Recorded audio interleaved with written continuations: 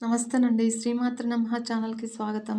ఆ లలితా పరమేశ్వరి అమ్మవారి ఆశీస్సులు మనందరిపైన ఉండాలని సదా కోరుకుంటున్నాను. ఈరోజు కార్తీక మాసంలో రెండవ రోజు మరియు బుధవారం కలిసొచ్చినందున మాసము విష్ణువు మరియు లక్ష్మీదేవికి పరమేశ్వరుడికి అంకితం ఇవ్వబడింది. ఈ తెలుగు మాసాల్లో కార్తీక మాసానికి ఉన్న ప్రత్యేకతే వేరు. ఈ నెల రోజుల పాటు హిందువులందరూ ఎంతో భక్తి శ్రద్ధలతో పూజలు, ఉపవాస ఆచారాలను పాటిస్తారు. పురాణాల ప్రకారము కార్తీక మాసంలోని పద్ధతులను ఆచరించి లక్ష్మీదేవి రుక్మిణీదేవిగా జన్మించింది. ఈ సమయంలో విష్ణువు మత్స్య రూపంలో నీటిలో నివసిస్తూ ఉంటారని అంటూ ఉంటారు. అందుకే ఈ సమయంలో పవిత్ర గంగా నదిలో స్నానం ఆచరిస్తూ ఉంటారు. ఈ సందర్భంగా కార్తీక మాసంలో కొన్ని పరిహారాలను ఖచ్చితంగా పాటించాలి. ఇలా చేయడం వల్ల డబ్బు, శ్రేయస్సు రెండూ లభిస్తాయి.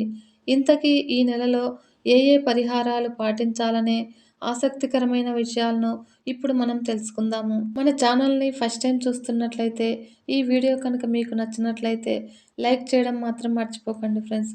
మరియు మన ఛానల్‌ని సబ్స్క్రైబ్ చేసుకొని సపోర్ట్ చేయగలరని భావిస్తున్నాను. ఈ బుధవారం రోజున అయ్యప్ప స్వామి జీవిత చరిత్రను గురించి మనం తెలుసుకుందాము. హిందూ దేవతలలో అయ్యప్ప స్వామి ఒకరు.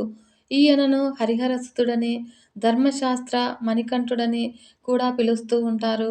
అయ్యప్ప పూజా సంప్రదాయము అధికంగా దక్షిణ భారతదేశంలో ఉంది. అయ్య అంటే విష్ణువు, అప్ప అంటే శివుడు అని అర్థము. ఆ ఇద్దరి పేర్ల సంగమంతో అయ్యప్ప అనే నామం పుట్టింది. మహిషి అనే రాక్షసిని చంపి అయ్యప్ప శబరిమలైలో వెలిశాడు. కేరళలోని శబరిమలైలో హిందువుల ప్రధాన యాత్రా స్థలాల్లో ఒకటి. ఈ శబరిమలైలో అయ్యప్పను బ్రహ్మచారిగా పూజిస్తారు. శబరిమలైలోని ప్రధాన ఆలయమే కాకుండా అనేక ఇతర దేవాలయాలు కూడా ఉన్నాయి. కేరళలోని తూపులలో ఇతన్ని బాలుని రూపంలో అర్చిస్తారు. అచ్చన్ కోవిల్లో పుష్కల, పూర్ణ అనే దేవేరుల సమేతుడైన అయ్యప్పను పూజిస్తారు. శబరిమలైలోని అయ్యప్ప సన్నిధికి ఏటా 5 కోట్ల మంది భక్తులు దర్శనార్థులై వెళ్తూ ఉంటారు. మరియు కంచిలోని కామాక్షి అమ్మవారి ప్రధాన ఆలయం వెనుక వైపు చేతిలో కొరడాతో అయ్యప్ప తన ఇరువురు దేవేరులతో దర్శనమిస్తారు. ఇదే రూపంలో కంచిలోని ఇతర దేవాలయాల్లో కూడా దర్శనమిస్తారు. మహిషాసురుడిని సంహరించినందుకు దేవతలపై పగ సాధించాలని అతని సోదరి అయిన మహిషి అనే రాక్షసి బ్రహ్మను గురించి ఘోర తపస్సు చేసింది. బ్రహ్మ ప్రత్యక్షమైన తర్వాత ఆ మహిషి బ్రహ్మను ఈ విధంగా కోరింది. శివుడికి మరియు కేశవుడికి పుట్టిన సంతానం తప్ప నన్నెవరూ జయించకూడదు. అది కూడా ఆ హరిహర తనయుడు 12 ఏళ్ల పాటు భూలోకంలోని ఒక రాజు వద్ద సేవాధర్మం నిర్వర్తించాలి. అలా కాని పక్షంలో అతడు కూడా నా ముందు ఓడిపోవాలి అని వరం కోరింది మహిషి. అప్పుడు బ్రహ్మదేవుడు తథాస్తు అని మహిషికి వరాన్ని ప్రసాదించాడు. ఆ అయ్యప్ప స్వామి చైత్రమాసము ఉత్తరా నక్షత్రము చతుర్దశి సోమవారం నాడు జన్మించారు. జ్యోతిరూపంగా మకర సంక్రాంతి క్షీరసాగర మదనము అనంతరము దేవతలకు, రాక్షసులకు అమృతం పంచేందుకు శ్రీ మహావిష్ణువు మోహినిగా అవతారం ధరించి కార్యం నిర్వహిస్తాడు. తర్వాత అదే రూపంలో విహరిస్తున్న మోహినిని చూసి శివుడు ఆమె పట్ల ఆకర్షింపబడతారు. అలా వారి కలయికతో శివకేశవుల తేజస్సుతో ధనుర్మాసము 30వ రోజు శనివారము పంచమి తిథి ఉత్తరా నక్షత్రము వృశ్చిక లగ్నమందు అయ్యప్ప జన్మించాడు. ఇతడు శైవులకు, వైష్ణవులకు ఆరాధ్య దైవము. తండ్రి అయిన జగత్పతి ఆజ్ఞ ప్రకారము పంపా సరోవర నదీ ప్రాంతంలో మెడలో మణిమాలతో పాటు శివుని రూపంలో అవతరించాడు. ధర్మశాస్త్ర అయ్యప్ప స్వామి ధర్మ ప్రవర్తన, ధర్మనిష్ట లోకానికి ఆశ్చర్యాన్ని కలిగించింది. తన భక్తులు ఏ ఏ ధర్మాలని పాటించాలో, ఏ ఏ నియమనిష్టలతో ఉండాలో కొన్ని మార్గదర్శకత్వ సూత్రాలను ప్రతిపాదించారు. అప్పటి నుంచి ఆయన ధర్మశాస్త్రగా ప్రజల అభిమానాన్ని చూరగొన్నాడు. అందుకే ఆయనకి ధర్మశాస్త్ర అనే పేరు కూడా వచ్చింది. అదే సమయంలో దైవ ప్రేరణ వల్ల వేట నిమిత్తం అటుగా వచ్చాడు పందల దేశాధీశుడు, గొప్ప శివభక్తుడు అయిన రాజశేఖరుడు. సంతానం లేక అల్లాడిపోతున్న తనను కరుణించి ఈశ్వరుడే ఆ శిశువును ప్రసాదించాడని తలంచి ఆ రాజశేఖరుడు ఆనందంతో ఆ బిడ్డను అంతఃపురంనకు తీసుకువెళ్ళాడు. అలా ఆ శిశువును చూసి అతని రాణి కూడా ఎంతగానో ఆనందిస్తుంది. అలా అయ్యప్ప అంతఃపురంలో అడుగుపెట్టిన వేళా విశేషం వలన ఏడాది తిరిగేసరికి రాజశేఖరునికి భార్య మగబిడ్డను ప్రసరిస్తుంది. అప్పుడు మణికంఠుని సాత్విక గుణాల వల్ల కొందరు అయ్యా అని, మరికొందరు అప్ప అని, మరికొందరు రెండు పేర్లు కలిపి అయ్యప్ప అని పిలిచేవారు. తగిన వయసుకు రాగానే మహారాజు కొడుకులిద్దరిని గురుకులానికి పంపిస్తాడు.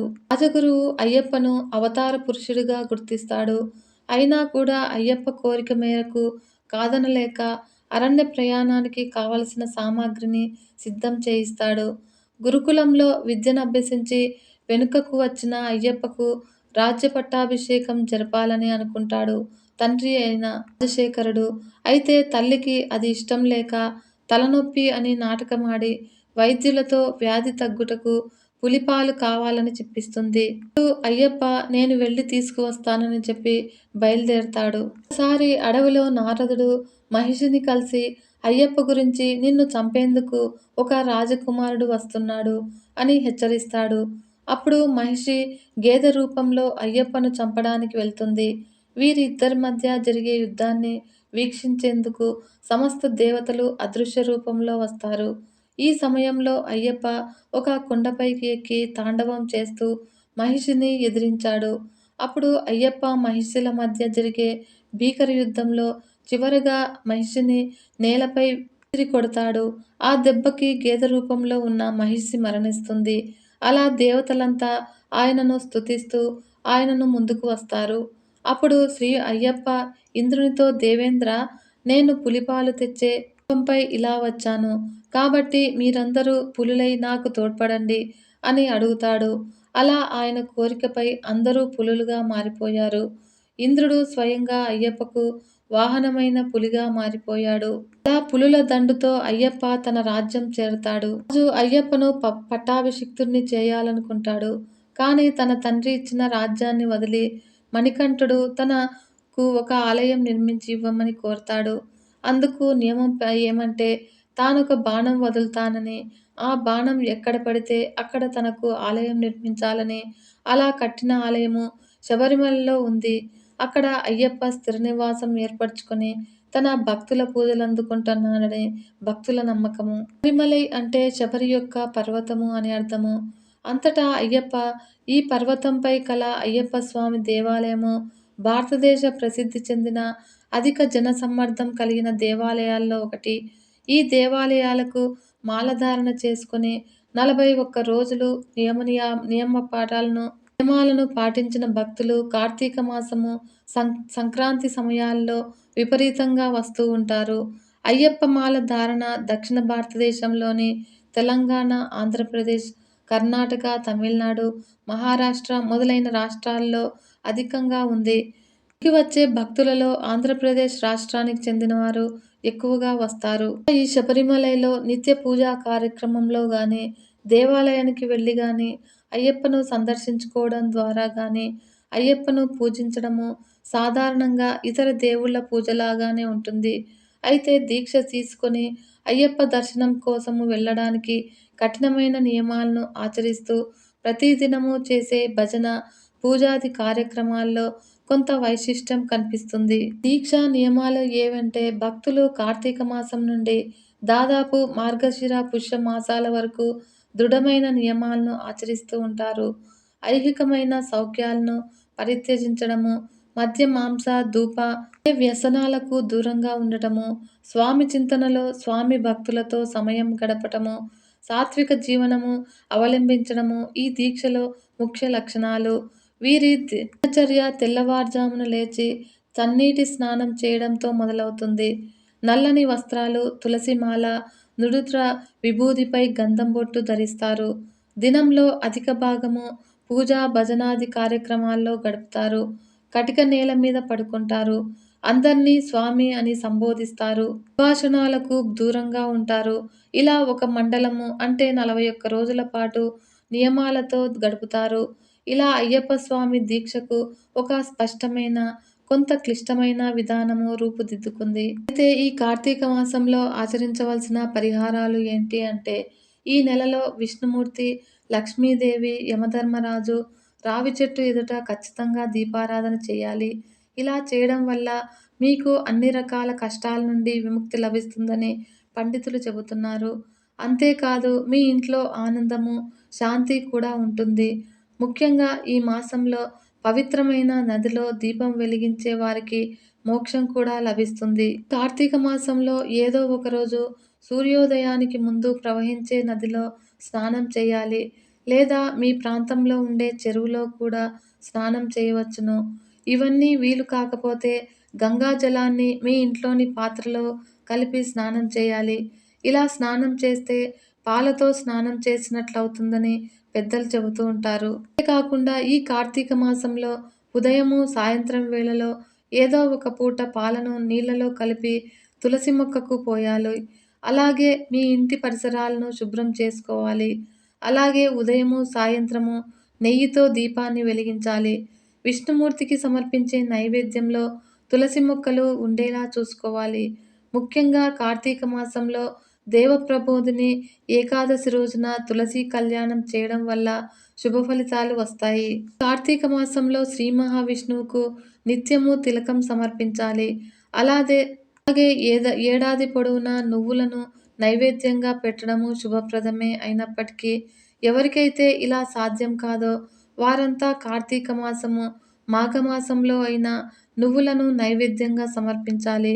ఇలా చేయడం వల్ల మీరు చేసిన పాపాల నుండి విముక్తి పొందవచ్చును. కార్తీక మాసంలో లక్ష్మీ స్తోత్రము, కనకదార స్తోత్రము లేదా విష్ణు స్తోత్రము పఠించడం వల్ల విశేషమైన ఫలితాలు వస్తాయి. ఇలా చేయడం వల్ల మీరు మరణించాక కూడా ఉత్తమ లోకంలో స్థానాన్ని సంపాదించుకోవచ్చును. అంతేకాదు మీరు భూమిపై జీవించి ఉన్నంత కాలము మంచి శ్రేయస్సును, ఆనందాన్ని పొందుతారు. కార్తీక మాసంలోని పద్ధతులను పాటించే వారంతా ఖచ్చితంగా పునర్జన్మను పొందుతారు. అంతేకాదు కుటుంబ జీవితంలో సంతోషకరమైన జీవితాన్ని గడుపుతారు. కార్తీక మాసంలో అన్నదానము, వస్త్రదానం వంటివి చేయడం వల్ల మీకు శుభ ఫలితాలు వస్తాయి. ఇలా చేయడం వల్ల మీకు పేదరికం నుండి ముక్తి కలుగుతుంది. అలాగే మరణం అనంతరము మీకు వచ్చే జీవితంలో ఆహారము, నీటి కొరత అనేదే ఉండదు. దేవుడి పూజ కోసం తులసిని ఎలా కోయాలి అంటే, తులసి పెరిగే చోటును తులసీవన ప్రదేశంగా వర్ణిస్తారు. ఆ పరిసర ప్రాంతం కూడా పవిత్రమైనది కాబట్టి ఆ పరిసర ప్రదేశాలను పరిశుభ్రంగా ఉంచాలి. పూజకు, అందులోనూ విష్ణువు పూజకు తులసి ఎంతో ప్రశస్తమైనది. పూజార్చనల నిమిత్తము తులసి దళాల్ని కోసేవారు తప్పనిసరిగా స్నానమాచరించి శుచి అయిన తర్వాతే కోయాలి. అది కుడి చేత్తోనే కోయాలి. ప్రాతకాలంలోనే ఆ పని చేయాలి. అయితే ఎట్టి పరిస్థితుల్లోనూ గోళ్లతో తులసి పత్రాలను తుంచకూడదు. ఇక తులసి సన్నిధానంలో విష్ణుమూర్తి ఏకాంతంగా ఉంటాడు కాబట్టి సూర్యాస్తమయం తర్వాత తులసిని అసలే కోయకూడదు. మరియు తులసి చెట్టుకు నిత్యం నీళ్లు పోసి పోషించే వారే తులసి దళాల్ని కోయడానికి నైతికంగా అర్హులు. తులసి దళాలను కోసేటప్పుడు ఇలా అనుకోవాలి. అమృత సంభూతురాలైన ఓ తులసి, నిత్యం కేశవుని ప్రియమైన దాన, ఆ కేశవుని పూజ కోసము భక్తితో పత్రాలు తెంపుతున్నాను. నన్ను అనుగ్రహించు. సర్వ మోక్షాలను ప్రసాదించడానికి ఈ భూమి మీద అవతరించిన ఓ తులసీమాత, విష్ణుమూర్తికి ప్రియమైన దాన, పురుషోత్తమునికి ఆరాధన నిమిత్తము నీ పవిత్రమైన పత్రాలను కోస్తున్నాను. క్షమించి నన్ను అనుగ్రహించు. ఓ దేవి, నన్ను అనుగ్రహించు. శ్రీహరికి ప్రియమైన దాన, నన్ను అనుగ్రహించు. పాల సముద్రాన్ని మదించినప్పుడు పుట్టిన ఓ తులసి, నన్ను అనుగ్రహించు అంటూ స్మరిస్తూ తులసీ దళాలను కోయడము శ్రేయస్కరము. తులసిని కోసేటప్పుడు విడి ఆకులను, కొమ్మలను కోయరాదు. దళాలుగానే కోయాలి. దళాలను కోసేటప్పుడు మొక్క కదలకుండా రెండో చేతితో దళాలను కోసే చోట పట్టుకొని నిదానంగా కోయాలి. గోటితో గిల్లకూడదు. కుడి చేతి చూపుడు వేలు, చిటికెన వేలు కదిలేసి మిగిలిన మధ్య వేలు, ఉంగరపు వేలు, బొటన వేలు చేర్చి దళాలను తుంచాలి. అలా తుంచుతున్నప్పుడు తులసి ప్రార్థన తప్పకుండా చేయాలి. సాధారణంగా దేవునికి ఎప్పటికప్పుడు తాజాగా కోసిన పుష్పాలు, పత్రాలతోనే పూజించాలి. అయితే కోసినది మొదలు కొద్ది రోజుల వరకు తులసి పూజకు పనికి వస్తుంది. మారేడు కూడేళ్ళు, తామర పువ్వులు 7 రోజుల వరకు పూజకు పనికి వస్తాయి. ఓం నమో నారాయణాయ. సర్వే జనా సుఖినో భవంతు. లోకా సమస్త సన్మంగళాని భవంతు. నమస్తే.